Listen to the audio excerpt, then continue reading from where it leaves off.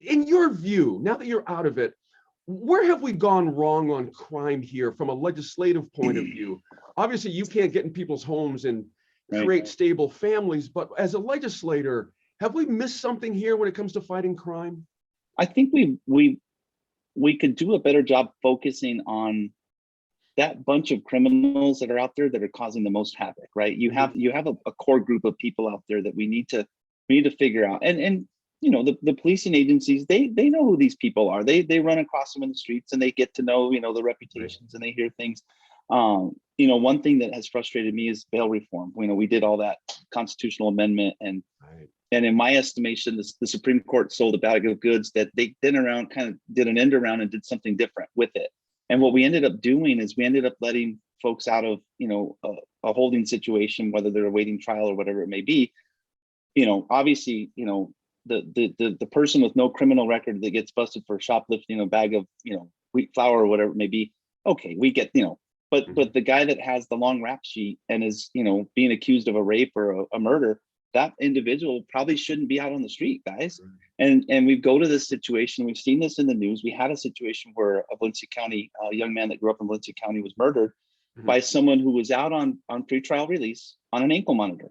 And this was big news, and DA Torres and everybody was commenting on it. And I thought, well, how foolish are we to think that an individual on an ankle bracelet, we're not monitoring that. There's not a SWAT team sitting somewhere, in a room waiting for for the alarm to go off. Oh, this guy broke his perimeter, we're going to go get him. That's not how that works. Basically, what was happening is if somebody, went out of their designated areas, the parole officers or whomever's monitoring it in the morning gets some report that says, Joe Schmo, was being naughty last night. Well, the crime's already been committed if he was out to do a crime, and so it's too little too late. That to me, the ankle bracelet monitor works for someone who's served their time and then has gone into a parole situation where they get to go to work, or they get to go visit mom, they get to go wherever, and they're trying to reacclimate back into the community. They have something to lose. But the pretrial, they're being accused of something. And so things of that nature, I think, are what we need to take serious.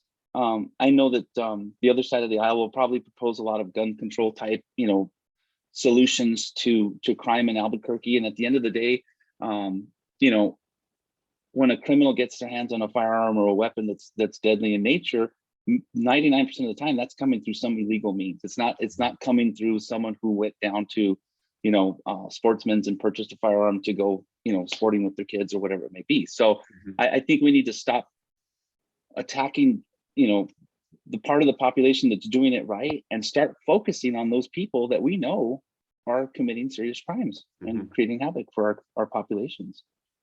Is it a money issue in your view, Representative? I mean, the governor says she's committing a lot of resources financially to this effort. Is that part of the issue here?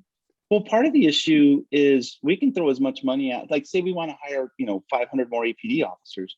Well, we need to quit demoralizing them and demonizing them and telling them that they're doing wrong. Because I know a lot of friends of mine that have been APD that are the short end of their career have stepped out earlier than they thought they would have. They become eligible for retirement. Like, I'm done. I'm not going to subject myself to the liabilities. We had House Bill 4 last year that put into play, the qualified immunity. I'm sorry. And so, you have a police officer that's doing their job, trying to do it right, trying to protect a citizen or property or whatever it may be.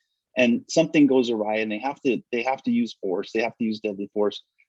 Let's stop demonizing these people and let them come to work and know that we're behind them. Obviously the one-off situation, there's bad real estate brokers. There's bad in every industry. And so there are some cops running around that probably shouldn't have, the ability to do what they can. But we need, again, to focus on those individuals, not the entire department, not the one apple spoiling the whole bunch kind of scenario. Let me ask you this, when I mentioned money's floating around, the governor's also talking about, not specifically, this will come out, I guess, as time goes on here, but money for families, money to, for lack of a better term, help create more cohesive, solid family structures, which I think no one would disagree with is the start of everything. Right. It just starts there. And that's a decidedly sort of lefty idea.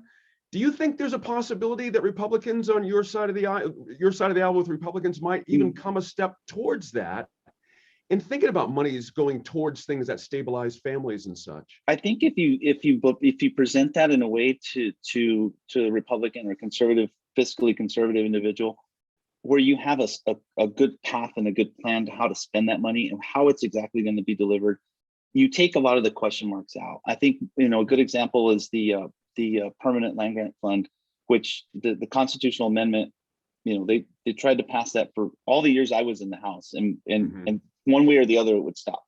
It finally passes your John Arthur Smith no longer in the Senate, you know, to be that backstop, and so you have that extra drawn money. Well, the biggest concern I think for Republicans in that wasn't that we were trying to help, you know, children.